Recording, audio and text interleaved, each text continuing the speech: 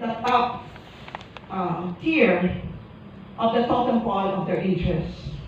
In fact, Romy, there were two presidents who did not know anything, did this squat about foreign policy and wanted to drop Saba and many other stupid things about our relations with other countries. And I'm sorry for that word, a bad word. I have to look for another word. Intellectually challenged na lang siguro. Parang nasulat. Okay, so I declare this. Masabihin ako, nagsisipit na naman si Carlos kay President Marcos, the first president. No. Because I have swam and really sunk into the literature of the President Marcos's year, 21 years of Marcos, and what I discovered is President Marcos was the one who declared that we should not be the tail of the American kite. Hindi po original sa akin yun. Tatamin po ninyong inyong kasaysayan, si Marcos po nagsabi nun. Yes. Sana po madilig ng kanyang anak, by the way. Yes. So you have to say something about that later. Now, one of the things that I have noticed as I pour into the literature of security defense is that security is not something which is whole and can in fact be aimed at and go as a whole.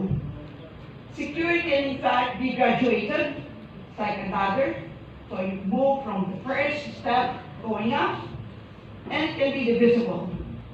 So that when you look at different regional organizations, let us say the ASEAN, the Mercosur, Lake Mercosur, Latin American countries, the Caribbean countries, the EU, etc., then you look at them as regions of peace.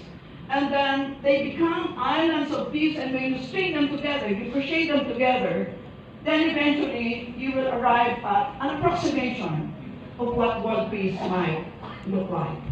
And so, in the selected case studies that I will take up with you within the time given to me, I'm going to demonstrate the positive response to the two questions on the board. Can security be graduated? Yes, it can be graduated, meaning incremental.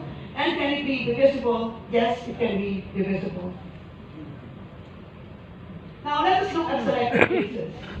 The South China Sea.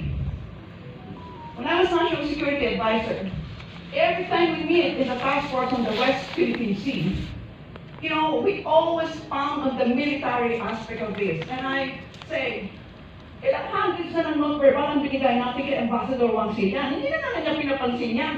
As Ricky Manalo sa cabinet, sabi ko, ano ba yung sinasagot ng China dyan sa mga non-verbal natin?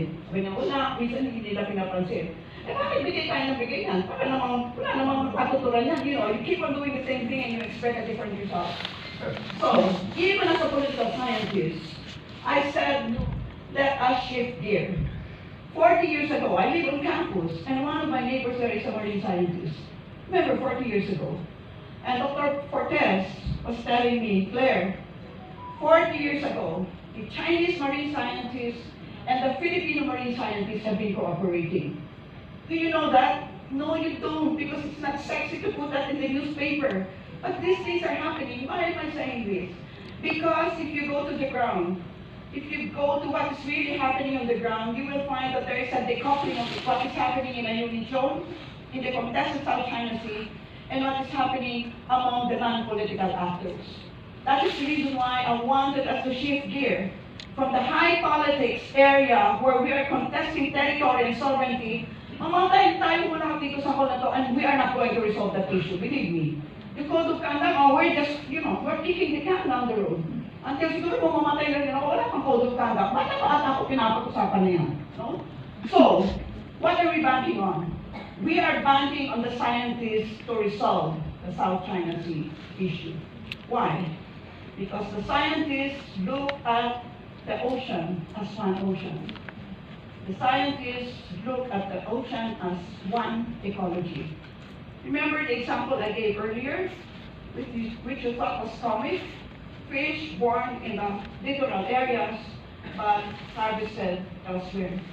And so I tell Ambassador Wang Xiyan, ano sinasabi ng bida mo si CJB? Parang anong pangalan doon? Shared prosperity, shared resources. At kayo lang mukhain ng mga isda niya, isang dalubungan hindi kayo nakabigay sa amin. And he agrees. And I say, how about we shift from the high politics area of our conflict. Set that aside. Because whatever we do, magtatanong tayo, maski ano, minsan magkakagyera pa tayo, magkakamatayan pa tayo, and that will not be resolved.